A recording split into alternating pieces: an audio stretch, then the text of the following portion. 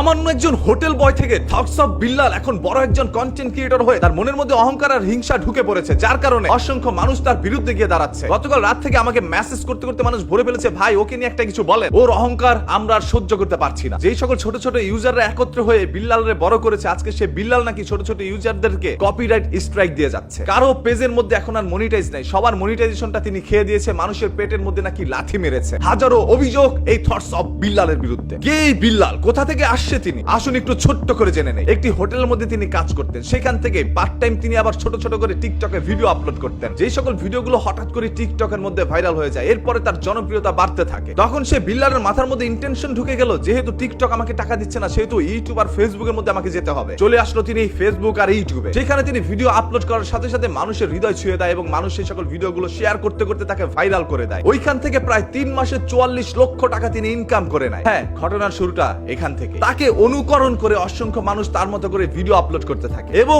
অনেকে আবার তার ভিডিওগুলো রি-আপলোড করতে থাকে। ধরেন বিল্লাল হোসেনের ভিডিওগুলো আপলোড করেছে এবং তার পেজের মধ্যে নিয়ে ছেড়ে দিয়েছে। এটাকে বলা হয় সরাসরি কন্টেন্ট চুরি। এই কন্টেন্ট চুরি হইতে হইতে একটা সময় থটস অফ বিল্লালের ভিউ কমতে থাকে, কারণ তার ভিডিওগুলো অন্যান্য পেজে ভাইরাল হতে থাকে। এতে করে থটস অফ বিল্লালের অনেকটাই ক্ষতি হতে থাকে। দীর্ঘদিন তিনি মানুষকে বোঝানোর চেষ্টা করলেও কেউ বিষয়টি বুঝতে পারেন নাই। পরবর্তীতে তিনি কঠোর একটি সিদ্ধান্ত গ্রহণ করেন, যারা যারা তার ভিডিওগুলো চুরি করেছে সেই সকল ভিডিওগুলো তিনি টেক ডাউন করে দেয়, মানে ফেসবুক ইউটিউব থেকে সরিয়ে দেয়। এখন হচ্ছে মূলত ঘটনা, যেই সকল মানুষগুলো তার ভিডিওগুলো চুরি করেছিল তারা যেহেতু স্ট্রাইক খেয়ে গেছে, সেহেতু সবাই তার বিরুদ্ধে যেতে থাকে। আর সেখান থেকে কেউ কেউ এসে আমাকে মেসেজ দিয়ে বলে, ভাই আমাকে তো বিল্লাল ভাই স্ট্রাইক মারছে, ওকে নিয়ে কিছু একটা বলেন। একটা সামান্য হোটেল বয় থেকে আজকে টাকা পয়সা কামায়, মনের মধ্যে কত অহংকার হিংসা, এখন আমাকে স্ট্রাইক মেরে দিছে আমার ভিডিওতে ভিউ হইছে দেখা। আমরা ছোট ছোট ইউজারই তো তাকে বড় করছি। ভাই ইউজার মানে কি? পরবর্তীতে আমি এটা নিয়ে একটু গবেষণা করতে পারি, পরে গিয়ে দেখলাম টিকটকের মধ্যে যারা কন্টেন্ট বানায়, যাদের ফলোয়ার কম তাদেরকে ছোট ইউজার বলা হয় এবং যাদের ফলোয়ার বেশি তাদেরকে বড় ইউজার বলা হয়। সেই টিকটক ইউজাররা এখন ফেসবুক আর ইউটিউবের মধ্যে ভরে গিয়েছে, তাদের জ্বালায় ভিডিও আপলোড করতে পারি না। মানুষের বদ নজর বলতে একটি কথা আছে, থটস অফ বিল্লাল যখনই বললো তিনি এত টাকা আয় করে, তখনই তার পিছনে সবাই লেগে পড়লো। একজন মানুষের 5টা আঙুল কিন্তু সমান না, ভালো খারাপ মিলেই প্রত্যেকটা মানুষের জীবন, কেউই দুধের দোয়া তুলসী পাতা না। থটস অফ বিল্লাল হোটেল বয় থাকুক আর যা খুশি তাই থাকুক, তিনি যে কন্টেন্ট গুলো বানিয়েছে অবশ্যই সেইগুলো আপনাদের কাছে ভালো লেগেছে, যার কারণে আপনারা শেয়ার করছেন, তাকে ফলো করছেন এবং অনেক ভিউর কারণে কিন্তু তিনি টাকাগুলো পাইছে। যদি ভালো ভিডিও না বানাইতো তাহলে আপনারা সেইগুলো দেখতেন না। একজন মানুষ যদি অশ্লীল কোনো কিছু না বানায় টাকা ইনকাম করতে পারে, তাহলে সে তার মতো করুক না ভাই, তার পিছনে লাগার কি আছে? এই থটস অফ বিল্লালের তো খারাপ কোনো কিছু আমি অনলাইনের মধ্যে দেখি নাই। আজকে তাকে নিয়ে কেন এত সমালোচনা? শুধুমাত্র যে টাকা কামাইছে এই জন্য। এই যে দুদিন আগেও কিন্তু কাফি ভাই বারবার এসে টাকা দেখাচ্ছিল, আমি 37 লক্ষ টাকা কামাইছি, 38 লক্ষ টাকা কামাইছি। এর পরবর্তীতে তার ফেসবুক পেজটাই কিন্তু উধাও হয়ে গেছে। আপনাদের কি দরকার ভাই এত টাকা পয়সা কামাচ্ছেন না কামাচ্ছেন সেগুলো অডিয়েন্সকে দেখানো? অনুপ্রেরণা যোগান। অনুপ্রেরণার আরেক নাম যদি থটস অফ বিল্লাল হয়, ফুল টাইম কন্টেন্ট বানায় 1 মিলিয়ন এখন $2-3 কামায়, আমি মনে করি না আপনাদের স্বপ্ন পূরণ হবে।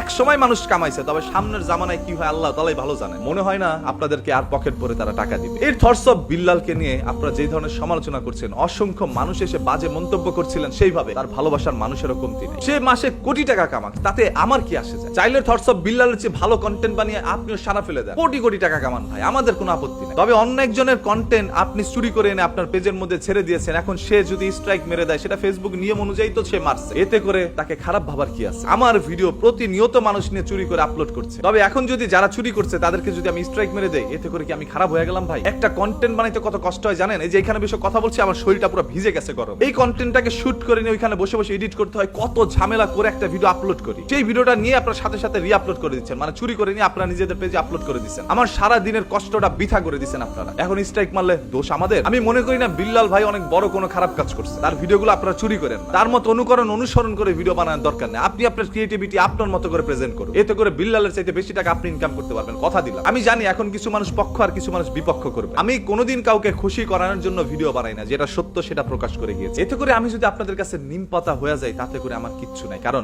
নিম পাতা একটু তিতেই হয়। তবে এটা খেলে আপনাদের অনেক উপকার। তিতে লাগলো একটু সহ্য করে নেন, কারণ এটাই সত্য।